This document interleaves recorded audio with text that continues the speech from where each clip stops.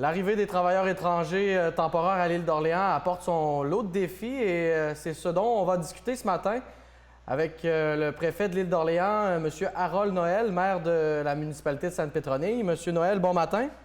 Bonjour, M. Verrette. Ça va bien? Moi aussi, ça va très bien, là, malgré la petite neige ce matin. Oui, il n'y a pas de neige du côté de la côte de Beaupré, là, mais on compatit avec vous à l'île d'Orléans. L'arrivée des travailleurs étrangers temporaires à l'île d'Orléans, est-ce que ça s'est bien déroulé, là, selon ce que vous avez entendu? Oui, ça commence très lentement. Vous comprenez que la MRC prend ça très au sérieux, ce sujet-là. Actuellement, il y a une facilité avec les travailleurs étrangers qui viennent du Mexique. C'est plus compliqué pour ceux qui viennent du Guatemala. OK? Mais il y a des premiers travailleurs étrangers qui sont déjà arrivés sur des fermes à l'île, puis l'intégration se fait lentement. Et là, la première des choses, on ne va pas les voir se promener à l'île d'Orléans. Ils doivent se placer en quarantaine? Exactement. Donc, il y a un protocole extrêmement sévère qui a été publié par autant le gouvernement fédéral que provincial qui encadre l'isolement et la quarantaine des travailleurs étrangers. Et du côté de la MRC de l'île d'Orléans, c'est quoi un petit peu le rôle que vous avez à jouer auprès de ces travailleurs étrangers-là et auprès aussi des entreprises qui les accueillent?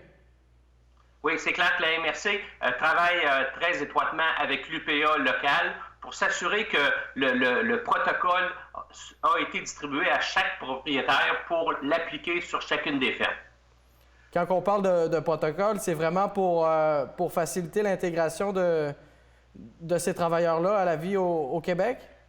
Le protocole s'applique dès le départ des pays du Sud. Autrement dit, ils vérifient leur état de santé en partant de leur pays. Ils sont obligés de porter un masque tout le long du voyage. Ils ne peuvent pas arrêter nulle part. L'état de santé est revérifié en arrivant à Montréal. Puis une fois rendus à Montréal, ils utilisent un autobus nolisé pour se rendre sur chacune des fermes. Et c'est là que le protocole d'isolement s'applique. Et ce protocole-là, est-ce qu'il est différent cette année, là, étant donné qu'on est dans un contexte de pandémie?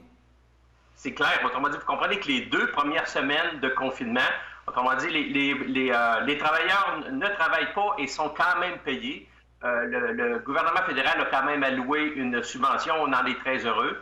Puis, autrement dit, au niveau du confinement, il faut absolument qu'ils restent sur la ferme elle-même. On ne veut pas les voir se promener sur le chemin royal. Et ces orientations-là, elles sont dictées par le gouvernement fédéral ou? Oui. Autrement dit, c'est le gouvernement fédéral et provincial qui sont joints, qui sont unis pour faire ce protocole-là, un document qui a plus de 23 pages. OK. Puis là, quand vous regardez la mise en place de tout ça, est-ce qu'il y a des éléments qui vous semblent préoccupants? Non, pas vraiment. Autrement dit, on connaît les premiers producteurs qui ont reçu les premiers travailleurs. On les voit, on voit leur réaction, mais ils sont vraiment rigoureux. Vous comprenez? C'est des producteurs qui veulent absolument garder leurs travailleurs étrangers. C'est vraiment essentiel pour eux. Donc, ils s'assurent d'appliquer le protocole de façon très rigoureuse. Et là, vous expliquiez tout à l'heure, il y a une première manne de travailleurs qui est arrivée à l'île d'Orléans, mais on en attend d'autres également? Oui, autrement dit, il y a des travailleurs qui vont arriver pratiquement à chaque jour ou chaque 2 jours pour le mois d'avril. OK? Puis l'information qu'on a, c'est qu'on n'est pas sûr d'avoir 100% des travailleurs étrangers qui sont nécessaires pour les travaux dans les champs sur l'île d'Orléans. OK, parce que ce qu'on vous dit, c'est qu'il y a certaines problématiques avec des pays en particulier? Oui, définitivement. Autrement dit, il y a les 2 pays importants, c'est le Mexique et le Guatemala. Actuellement, le Guatemala, si j'ai bien compris, interdit le déplacement à l'intérieur du pays. Okay. Donc, pour les travailleurs qui veulent se rendre à la capitale pour prendre l'avion, c'est vraiment compliqué. Mais il y a aussi des restrictions au niveau de la quantité. Vous savez, il y a même des travailleurs étrangers qui peuvent avoir peur de venir au Canada par peur du COVID. Et cette manne de travailleurs-là, parlez-moi de son importance. Là. On les chiffre à combien de travailleurs là, qui vont venir occuper un emploi à l'île d'Orléans? Pour démontrer l'importance des travailleurs étrangers, à l'île d'Orléans, on a une population totale d'environ 7500 personnes. Et l'année dernière, on a rajouté 1200 travailleurs étrangers pour travailler au champ. Fait que vous comprenez l'importance, là, on peut difficilement remplacer ces travailleurs-là. Donc, c'est cette manne de travailleurs-là est en augmentation d'année en année? Actuellement, en fonction des superficies qui sont en production, je pense qu'on plafonne depuis quelques années. Parce que les superficies en petits fruits, principalement, plafonnent aussi. Donc, c'est directement relié à cette superficie-là. OK. Puis si vous aviez un message à transmettre là, à vos concitoyens de l'île d'Orléans, quelle serait la nature de ce message? Autrement dit, la MRC collabore avec tous les organismes de l'île d'Orléans, que ce soit l'UPA, la Chambre de commerce et l'Association bénévole, pour s'assurer que les protocoles soient bien respectés à l'île d'Orléans afin de protéger la santé de tous. De tous, hein? Puis en même temps, ces travailleurs étrangers-là viennent ici pour occuper des emplois qui sont disponibles. C'est des emplois qu'on avait déjà affichés pour les Québécois. Ils ne viennent pas ici voler des emplois. Ah non, définitivement. Actuellement, là, c'est clair que ces travailleurs étrangers-là ne volent pas d'emploi à personne parce que il faut vraiment être disponible pour plusieurs mois. Comprenez-vous, ça déborde la période de vacances pour nos étudiants. Donc, ça répond vraiment à un besoin là, qui est difficilement remplaçable. Puis l'enjeu de la main-d'œuvre dans ce contexte particulier-là, est-ce que ça vous préoccupe? Oui, c'est-à-dire que pour cette année, on a des rumeurs qui disent qu'on n'aura pas 100% des travailleurs étrangers dont on a besoin.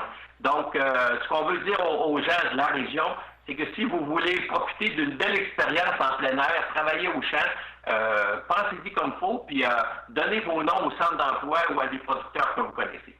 Donc, la meilleure façon de communiquer, c'est avec pas en communiquant directement avec les entreprises, mais en passant par le centre local d'emploi, c'est ce que vous expliquez? Oui, exactement. Donc, rendez-vous visible, donnez vos noms au centre d'emploi, puis c'est clair que les autres vont faire le contact avec les producteurs. Bien, merci beaucoup pour ce tour d'horizon, M. Noël. Est-ce qu'il y a d'autres enjeux là, qui préoccupent beaucoup les élus de l'île d'Orléans là, à l'heure où on se parle aujourd'hui? Oui, autrement dit, la bonne nouvelle, c'est qu'il y a quelques semaines, il y avait beaucoup de visiteurs qui venaient marcher dans les rues de l'île d'Orléans. Okay. Autrement dit, on a fermé des stationnements, fait des accès limités à certaines rues. Ça a fonctionné. Merci à tous les gens qui respectent les gens de l'île d'Orléans. Puis, c'est le dossier qui avance. L'autre point important, c'est que vous comprenez, comme toutes les organisations municipales, on pense plutôt à la relance. Après le COVID, autrement dit, on est en train à penser à des mesures pour aider toutes les entreprises, tous les citoyens qui ont vécu ça difficilement pour revenir à une vie normale le plus tôt possible. Et par mesure, on parle essentiellement d'appui financier ou ça va un petit peu plus loin que ça dans la réflexion? C'est clair que ça passe souvent par le signe de dollar. Vous comprenez, là, payer une campagne de publicité pour relancer l'attrait de l'île d'Orléans pour tout le tourisme, pour que ça commence à fonctionner. Puis au niveau des travailleurs étrangers, c'est clair que c'est la même chose. On encadre vraiment la période d'isolement. Si jamais il y avait des besoins, on reste tout près d'eux. Donc, on prépare vraiment la saison touristique 2020. Est-ce que les acteurs du milieu ont des inquiétudes particulières ou si on sent que les gens vont plutôt prendre leurs vacances du côté du Québec, là, de la province, et qu'il n'y aurait pas une opportunité à saisir à ce niveau-là? Vous voyez la ruée vers l'achat des produits locaux, on est vraiment enchanté de ça. Vous comprenez que l'île d'Orléans, la Côte-de-Beaupré, a des produits à offrir, puis des produits de qualité. Donc, on est vraiment heureux que notre premier ministre, M. Legault, ait souligné ça. Puis ça a un effet d'entraînement avec tous nos partenaires. Bien, c'est super si vous si vous voyez justement les impacts là, de cette décision-là du premier ministre. Oui. Merci beaucoup. Oui, allez-y. Ouais. On a vraiment confiance en l'avenir, donc on travaille vraiment à revenir à des situations normales. Bien, c'est super. Merci beaucoup d'avoir fait le point avec nous aujourd'hui. Bonne journée, M. Verrette. Merci. Même chose. Bonne journée à vous. Voilà, c'était Harold Noël, qui est maire de la municipalité de Sainte-Pétronille et préfet de la MRC de l'île d'Orléans, qui a fait le point sur la situation des travailleurs étrangers temporaires qui ont commencé à arriver là, du côté de l'île d'Orléans.